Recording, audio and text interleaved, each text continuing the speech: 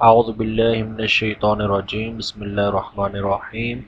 نبی کریم علیہ الصلوۃ والتسلیم کی ایک حدیث مبارکہ جو ہمیں جھنجھوڑنے کے لیے کافی ہے۔ قیامت کی نشانیوں کی پیشن گوئی کرتے ہوئے نبی کریم علیہ الصلوۃ والسلام نے فرمایا، حضرت علی رضی اللہ تعالیٰ عنہ سے مروی ہے، قال رسول اللہ صلی اللہ علیہ وسلم کہ نبی کریم علیہ السلام نے ارشاد فرمایا، یوشک ان یأتی علی الناس زمان، قریب ہے، ان قریب لوگوں پر ایک ایسا دور آئے گا، ایسا زمانہ آئے گا، لا یبقى من الاسلام الا اسمہ، اسلام کا صرف نام باقی بچ جائے گا۔ لوگ اسلام پر عمل نہیں کر رہے ہوں گے، اسلام کو مکمل دین کے طور پر فالو نہیں کر رہے ہوں گے، صرف نام بچ جائے گا۔ ولا یبقى من القرآن الا رسمہ، قرآن کا صرف رسم الخط الفاظ باقی بچ جائیں گے۔ مساجدہم عامرۃ وہی خراب من الہدی، ان کی مساجد آباد ہوں گی لیکن وہ ہدایت سے خالی ہوں گی۔ علماؤہم شر من تحت عدیم السماء من عندہم تخرج الفتنۃ وفیہم تعود، ان کے علماء آسمان کے نیچے بدترین لوگ ہوں گے، ان کے پاس سے فتنہ ظاہر ہوگا اور انہی میں لوٹ جائے گا۔ اس حدیث کے اندر نبی کریم علیہ الصلوۃ والسلام نے 4 چیزیں بیان فرمائی ہیں۔ وہ 4 چیزیں اگر دیکھی جائیں تو شاید ہم اس زمانے میں داخل ہو چکے ہیں جس دور کا نبی کریم علیہ السلام نے ذکر کیا، کہ ایسا دور آئے گا جب اسلام کا صرف نام ہوگا۔ اگر ہم اپنے ارد گرد نظر دوڑائیں تو اسلام کو اتنا ہی فالو کیا جا رہا ہے کہ وہ بس بطور نام کے ہے۔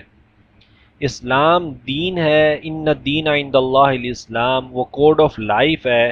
ہم اپنی پوری زندگیوں میں یا پوری زندگی کے ہر سٹیپ پر اسلام کا نام بھی نہیں لیتے، اسلام کو فالو بھی نہیں کرتے۔ ہمارے لیے اسلام نماز، روزہ، زکوٰۃ، حج، سچ بولنا ہے، جھوٹ نہیں بولنا، حرام نہیں کھانا، بس ہم نے ان چیزوں کو یعنی احکامات کو جو 10% اسلام ہے اس کو ہم نے فالو کر لیا اور باقی چھوڑ دیا۔ دوسری چیز نبی کریم علیہ السلام نے ارشاد فرمائی، وَلَا يَبْقَى مِنَ الْقُرْآنِ إِلَّا رَسْمُهُ، قرآن کا صرف رسم الخط باقی بچ جائے گا، اس کے الفاظ باقی بچ جائیں گے۔ یعنی کہ قرآن تو موجود ہوگا لکھا ہوا، لوگ اس کو پڑھیں گے لیکن سمجھیں گے نہیں، اس پر عمل نہیں کریں گے۔ جس مقصد کے لیے اللہ تبارک و تعالیٰ نے قرآن پاک نازل کیا وہ مقصد ہی ختم ہو جائے گا۔ وہ مقصد تھا ھدی للمتقین، کہ قرآن سے ہدایت حاصل کرنی ہے۔ ہمارے ہاں اگر ہم دیکھیں تو 99% سے زیادہ لوگ قرآن کو ہدایت کے لیے نہیں پڑھتے، وہ ثواب کے لیے پڑھتے ہیں۔ ثواب قرآن سے حاصل کرنا، قرآن کی تلاوت سے ثواب حاصل کرنا ایک ثانوی چیز ہے، اس کا بنیادی مقصد نہیں ہے، اس کا مین پرپز نہیں ہے، مین مقصد نہیں ہے قرآن کا۔ اگر ہم اپنے ارد گرد دیکھیں تو ہمارے ہاں قرآن کس موقع پر پڑھا جاتا ہے؟ کوئی فوت ہو جائے تو اصالہ ثواب کے لیے، نیا گھر لے لیا تو قرآن خوانی کروا لیں گے، کاروبار میں برکت کے لیے، صبح صبح اٹھ کے 1 رکوع 2 رکوع 4 رکوع بطور ثواب کے لیے۔ جس مقصد کے لیے اللہ تبارک و تعالیٰ نے قرآن مجید فرقان حمید کو نازل کیا وہ مقصد تو کہیں نظر نہیں آتا۔ وَلَا يَبْقَى مِنَ الْقُرْآنِ إِلَّا رَسْمُهُ، نبی کریم علیہ السلام نے فرمایا قرآن کے الفاظ تو باقی ہوں گے، اس کا مقصد ختم ہو جائے گا۔ قرآن باقی نہیں رہے گا سوائے یہ کہ اس کے الفاظ باقی ہوں۔ مساجدہم عامرۃ وہی خراب من الہدی، ان کی مسجدیں آباد ہوں گی، لوگ مسجدوں میں نماز پڑھنے آ رہے ہوں گے، بڑے بڑے جلسے ہو رہے ہیں، بڑے بڑے اعتکاف ہو رہے ہیں، بڑے بڑے جو ہے وہ پروگرامز ہو رہے ہیں مساجد میں، لوگ نمازیں پڑھنے کے لیے بھی آ رہے ہیں، جمعے کا بہت بڑا اجتماع ہوتا ہے، عیدین کا بہت بڑا اجتماع ہوتا ہے۔ وَهِيَ خَرَابٌ مِّنَ الْهُدَى، وہ مسجدیں خراب ہوں گی ہدایت سے، یعنی وہ ہدایت سے خالی ہوں گی، ان میں کوئی ہدایت ہی نہیں ہوگی۔ ان مسجدوں میں ہدایت کیوں نہیں ہوگی؟ اس کی 2 ریزن نبی کریم علیہ السلام نے پہلے بیان کر دی، کہ اسلام کا صرف نام رہ جائے گا، قرآن کے صرف الفاظ رہ جائیں گے، تو مساجد میں ہدایت کہاں سے آئے گی؟ उलमाउहुम शर्रुम मन तहत अदीम समाई मिन इंदिम तखरुजुल फितनत व फीहिम ताउदु, उनके उलमा आसमान के नीचे बदतरीन लोग होंगे, उनके पास से फितना जाहिर होगा और उन्हीं में लौट जाएगा।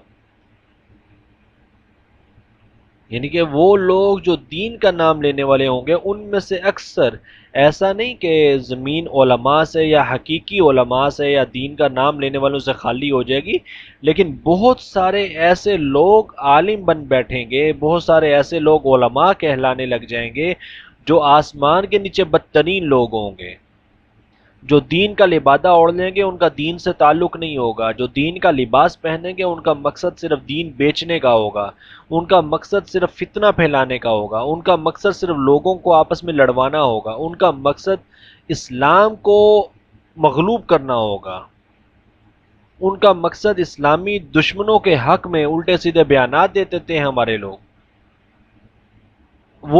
आप आजकल देख लें हमारे यहाँ कितने उलमा हैं जो इसराइल के खिलाफ बोले, कितने उलमा हैं जिन्होंने फ़लस्तीन के हक में खुलकर बयान दिया।